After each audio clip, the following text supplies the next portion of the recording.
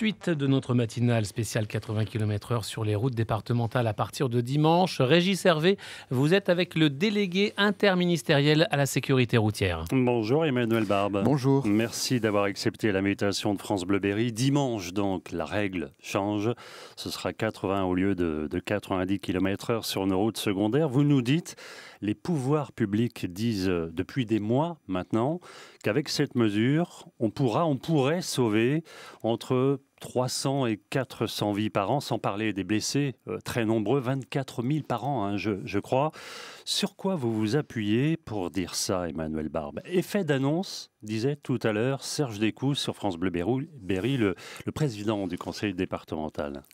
C'est un effet d'annonce, mais d'une annonce véritable. On a testé, on a examiné des scientifiques, et c'est des données scientifiques admises au niveau international, ont examiné 500 cas d'abaissement des vitesses moyennes pratiquées sur des routes dans le monde occidental.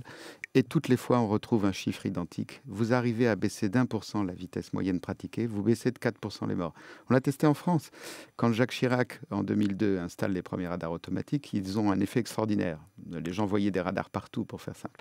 Eh bien, on fait baisser la vitesse moyenne de 7 km/h sur les routes. On fait baisser la mortalité de 37%, 4200 vies épargnées.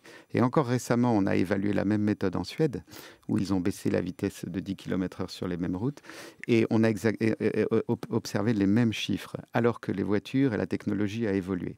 Donc cette règle, qui s'appelle l'élasticité, c'est une élasticité d'Helvig, du nom du chercheur qui l'a mise en évidence, elle fonctionne, et elle fonctionnera ici, parce que c'est de la physique, on freine plus vite. Mesure qui permettrait donc de sauver des vies. Vous dites aussi que ça va fluidifier le trafic. Alors là, il va falloir quand même nous expliquer, Emmanuel Barbe. Alors c'est un peu paradoxal, mais en fait, on a testé pendant 2 ans sur 86 km de national cette baisse des vitesses. Et ce qui s'est passé, c'est que on a lissé les vitesses. Autrement dit, les véhicules roulent plus à la même vitesse. Et du coup, eh bien, ils ont été plus espacés les uns des autres. Et on a plus de véhicules qui roulent ce qu'on appelle en vitesse libre, c'est-à-dire avec plus de 4 secondes avec les véhicules qui les précèdent. On a observé la même chose sur le périphérique parisien. Quand on l'a baissé de 80 à 70, on a paradoxalement augmenté les vitesses moyennes pratiquées. Alors, cette mesure, Emmanuel Barbe, vous le savez, vous en êtes bien conscient, elle est loin de faire l'unanimité, elle n'est pas populaire et c'est un euphémisme. Quel message vous voulez faire passer ce matin? C'est une prise de conscience collective qui est nécessaire? Le premier message, c'est qu'il y a des craintes autour de cette mesure. Moi, je les vois bien, puisque j'ai visité plus de 40 départements. Et la première des craintes, c'est de perdre du temps. Or, tout montre qu'on perdra très peu de temps. Les journalistes, vous avez tous testé ça. Et en fait, vous perdez entre 30 à 40 secondes et une minute et demie sur des trajets de 40 km qui sont la moyenne des trajets qu'on fait tous les jours sur ces routes. Donc ça, c'est le premier point. Cette crainte, elle va être dissipée quand on va le réaliser concrètement, qu'on perd peu de temps. La deuxième chose, c'est que cette mesure n'est pas du tout intuitive. On s'est fait peur avec un téléphone à la main. On sait que quand on a bu, on ne peut pas conduire. Et là, vous regardez les accidents dans les journaux et vous dites, ces types racontent n'importe quoi.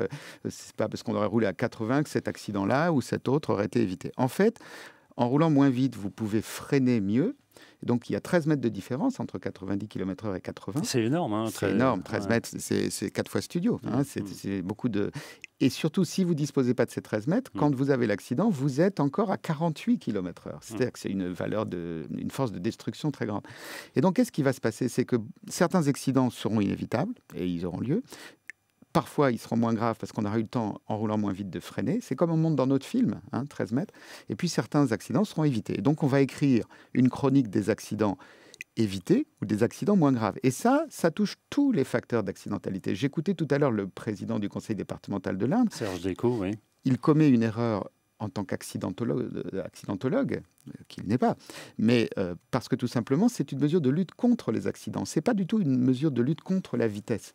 On va diminuer tous les accidents, quelle que soit leur cause. Alors justement, qu'est-ce que vous répondez à ces élus locaux, Serge Descoux notamment, lorsqu'ils disent voilà, que c'est une mesure anti-ruralité? C'est une nouvelle fois ce sont nos habitants dans nos départements ruraux qui sont déjà enclavés, on en parlait tout à l'heure, qui vont être pénalisés une nouvelle fois. Alors, le premier élément de la réponse, je l'ai dit, c'est qu'on va perdre peu de temps. Donc, 3 à 4 minutes parfois. Non, oui. Enfin, ça dépend des moments. Aujourd'hui, vous le savez bien, dès qu'on passe dans un centre-ville ou dans un bourg, on est à 30, parce que les maires, dès qu'ils sont en responsabilité, ils utilisent le droit qu'ils ont baissé les vitesses. Ça veut dire qu'ils ont deux discours ? Écoutez, moi, je ne fais pas de politique. Ce que je constate juste, c'est que dès qu'on est en responsabilité, on baisse les vitesses. Parce que ce n'est pas sorcier de comprendre que ça va baisser les accidents. Mais le vrai point autour de la ruralité qui serait punie, mais elle est punie aujourd'hui, la ruralité, parce qu'on meurt beaucoup plus sur ces routes. Si vous prenez un département comme l'Indre, le nombre de morts moyens par million d'habitants est beaucoup plus élevé qu'au niveau national. C'est 83 contre 53. Et il y a surtout un point fondamental. Vous vivez dans une agglomération de plus de 100 000 habitants, eh bien, vous avez presque 3 fois moins de risques de mourir sur une route qu'un rural. Tout simplement parce que vous roulez moins. Mais dès que vous roulez, surtout sur des routes bidirectionnelles, à des plus grandes vitesses, eh bien, les risques sont importants. Donc, moi, je vais poser une question un peu provocante, je le sais bien, mais quand vous faites de la publicité pour attirer les touristes dans votre département, vous vantez vos paysages, vos monuments, votre gastronomie, est-ce que vous vantez vos morts ? Moi, je pense que c'est un argument de plus de dire non seulement vous pouvez venir chez nous, c'est beau, mais en plus, nos routes seront moins mortelles qu'aujourd'hui, parce qu'elles le sont beaucoup plus que les autres. Et donc, deuxièmement, dire qu'on devrait laisser aux départements de choisir. D'abord, les départements ont déjà le droit de baisser les vitesses, et je constate qu'ils ne l'ont pas beaucoup fait. Mais le vrai point surtout, c'est que dans votre département, dans l'Indre, dans le Cher, c'est les belles routes sur lesquelles on meurt le plus. Parce que, d'abord, on y roule plus.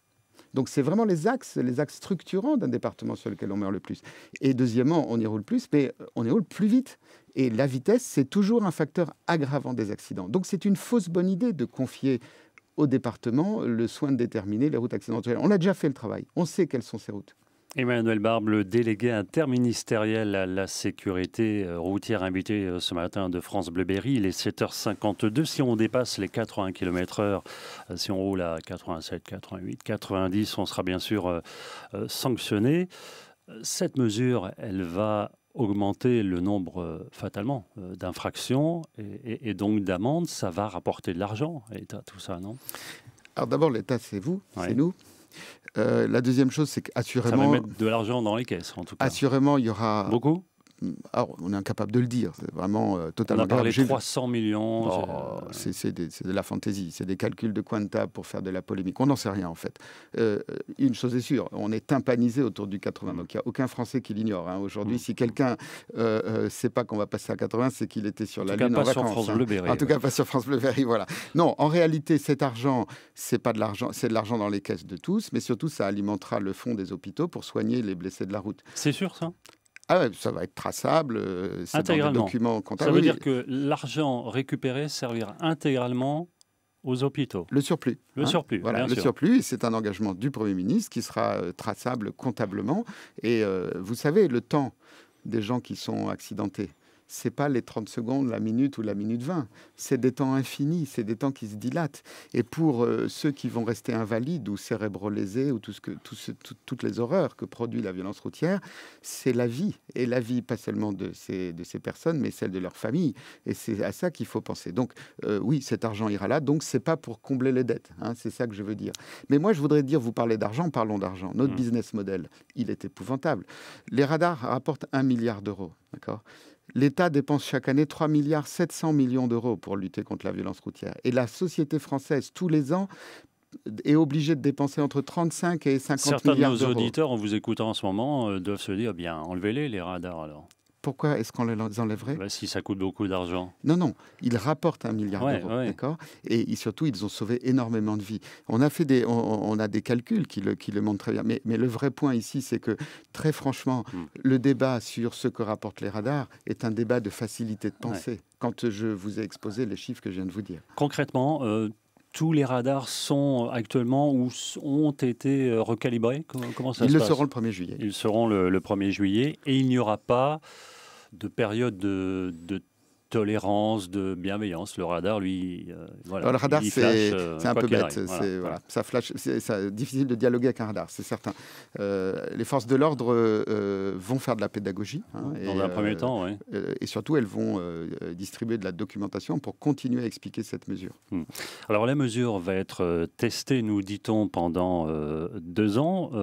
Est-ce qu'il va y avoir, dans 2 ans, qu'est-ce qui se passe ? Si vous constatez effectivement que bah voilà, que c'est pas flagrant, le nombre d'accidents, le nombre de victimes sur la route n'a pas diminué autant que ça. Vous revenez en arrière, on n'y croit pas ça. Écoutez, c'est un engagement du président de la République. Ouais. Donc, il sera là dans 2 ans et il le tiendra. La seule chose, c'est que de mon point de vue, comme de tous ceux des accidentologues du monde entier, ça va produire des effets assez nets. Si ce n'était pas le cas, on reprendra la copie. Quel est le problème? Ça marchera, mais une question. Est-ce que vous pensez que pour essayer de sauver 300 à 400 vies par an, en admettant qu'on ait le moindre doute, moi j'en ai aucun. On ne devrait pas faire cette mesure. Tenter de sauver 300 à 400 vies par an, mettons si on fait le pari pascalien, quoi. Est-ce que ça vaut pas le coup? Il y a des auditeurs de France Bleu Berry qui sont dans leur voiture en ce moment, qui se rendent à leur travail. Qu'est-ce que vous pouvez leur dire pour les convaincre que c'est la mesure qui va permettre de sauver des vies et améliorer la sécurité sur nos routes? Vous avez une trentaine de secondes, Monsieur Barbe. En fait, tous ceux qui ont testé le 80 le disent. À la fin, on se sent beaucoup plus serein parce qu'on sent qu'on a plus de temps pour s'arrêter ou pour réagir. Et deuxièmement, qu'on perd peu de temps. Et j'ajouterais accessoirement que beaucoup ont dit qu'ils économisaient du carburant. Et moi, je dis juste une chose. Vous savez, il y a un proverbe qui dit « Dans une avalanche, aucun flocon ne se sent responsable ». La route, c'est une catastrophe chaque année. 3600 morts, 24 000 blessés graves, beaucoup d'handicapés, etc. Chacun, par son petit effort, va contribuer à la sécurité de tous. Emmanuel Barbe, délégué interministériel à la sécurité routière, invité ce matin de France Bleu Berry. On vous retrouve tout à l'heure, Monsieur Barbe, puisque vous avez accepté le jeu, entre guillemets, du question-réponse avec les auditeurs 02 54 27 36 36. À tout à l'heure. Merci.